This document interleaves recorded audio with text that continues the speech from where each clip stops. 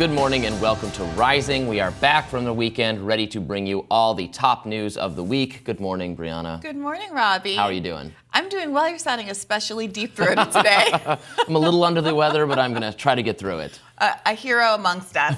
All right, what's on the news today? Okay, the House passed the $95 billion foreign aid bill over the weekend, but while Speaker Mike Johnson was successful in moving this package that funds Israel, Ukraine, and Taiwan, his work with Democrats might come back to haunt him.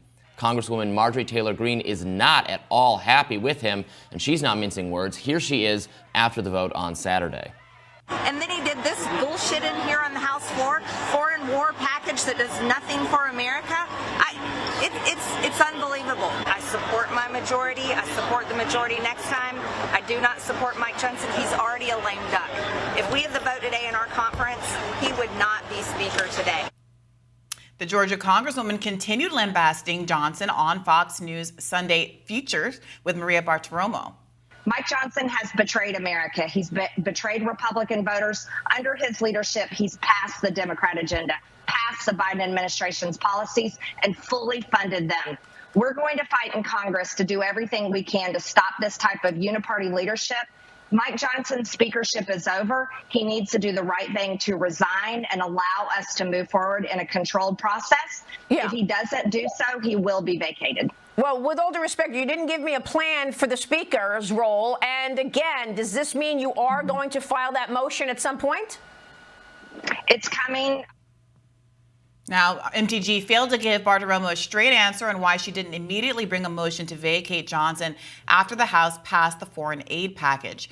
If the Senate does move on the legislation, the popular Chinese-owned app TikTok would be banned if parent company ByteDance doesn't divest, making this the first time the U.S. government might shut down an entire social media platform. And there are repercussions of that already. I saw recent news. China has retaliated by taking WhatsApp and Threads and another social media site out of the App Store. So we could be having this kind of arms race of self-deplatforming of social media apps going on, which seems bad. Really incredible stuff. Marjorie Taylor Greene opposed to the TikTok ban along with many left-leaning members of Congress like AOC. Yeah.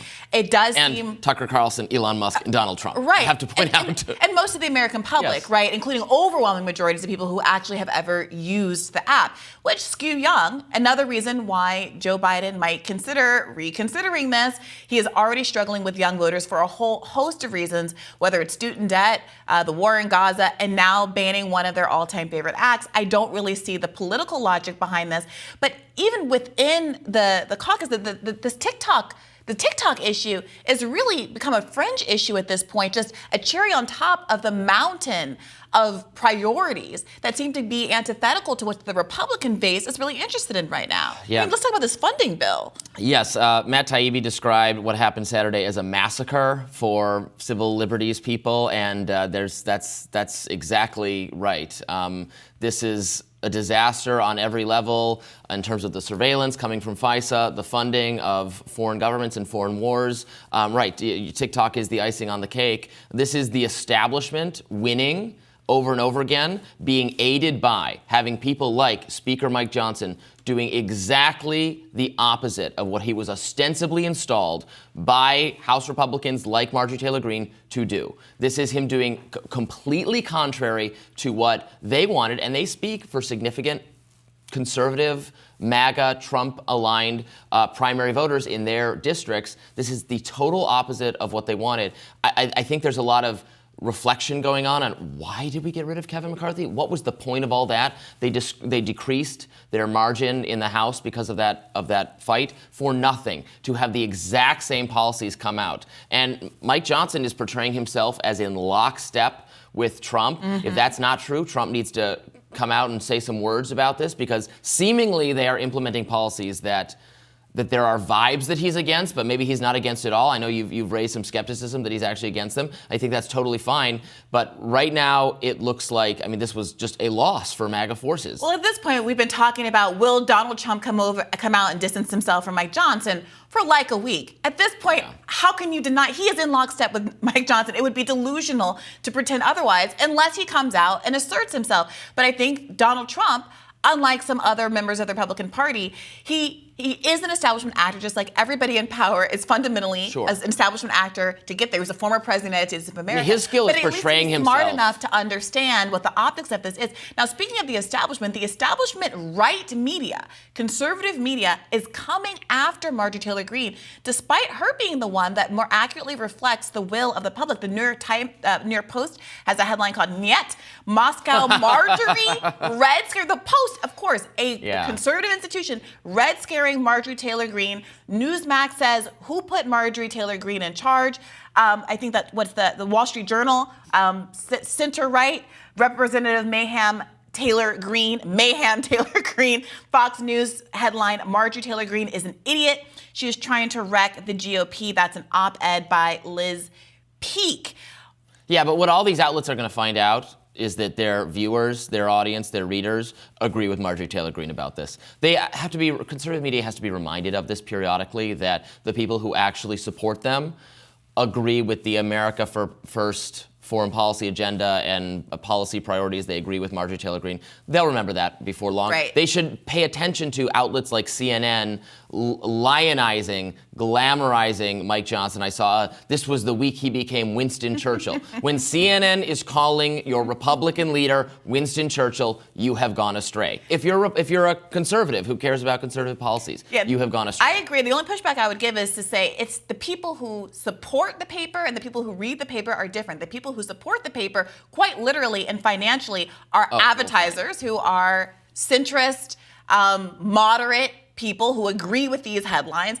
And in the case of the Wall Street Journal, you have a lot of these billionaire backers who, again, like the stability of the moderate, neoliberal, centrist position. And that's what people like, whether you like it or not. The MTGs and the AOCs are ostensibly supposed to be combating in Congress. And I would argue that MTG has demonstrated an ability, a willingness to be much more adversarial than most people on the left are. Although in this moment, I personally am heartened to see that there is an appetite for some pushback against this foreign aid funding and significant pushback against both the FISA bill and the TikTok bill. But what we're seeing here is that there perhaps needs to be a more substantive realignment here. It's not right-left, and I don't know how many times left populists can make this argument that falls on deaf ears.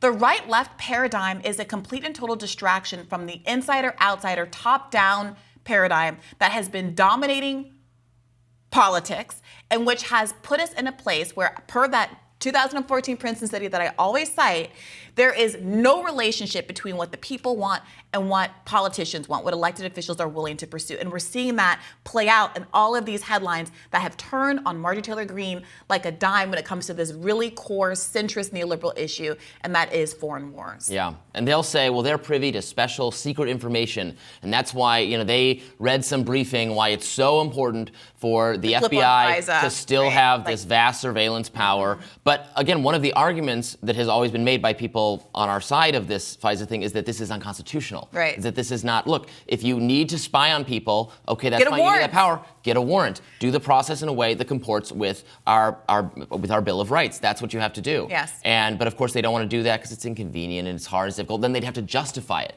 Then they'd have to actually explain, well, this is why we're seeking this authority, which they don't want to do. Yeah, absolutely. All right, stick with us. We've got a lot more great rising coming up for you next.